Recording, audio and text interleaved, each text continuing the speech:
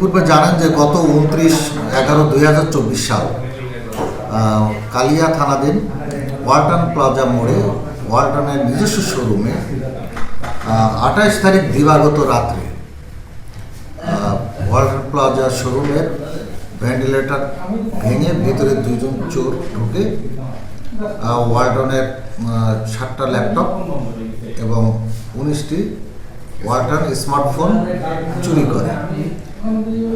পরবর্তীতে এই বিষয়ে থানায় মামলা হয়। মামলা হওয়ার পরে স্থানীয় কালিয়া থানা পাশাপাশি ডিবি ছায়া তদন্ত করে। এক পর্যায়ে আমাদের সিসিআইসি এবং ডিবির 24 টিম আসামিদেরকে শনাক্ত করতে সক্ষম হয়।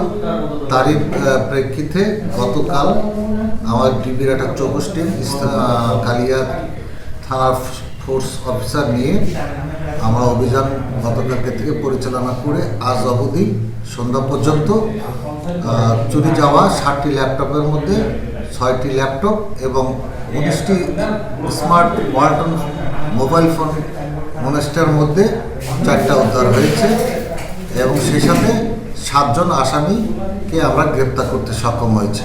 এর মধ্যে 2 জন সরাসরি চুরি কাজে জড়িত এবং এর মধ্যে আরও যারা আছে যে এই ল্যাপটপ যাদের হেফাজতে ছিল, যারা এই চোরাই মাল কিনেছে এবং আইনি পাঞ্চ করে মোবাইলকে বিকৃত করার চেষ্টা করছে, মোবাইল ফোনকে, সর্বমোট আমরা 7 জনকে গ্রেপ্তার করতে সক্ষম।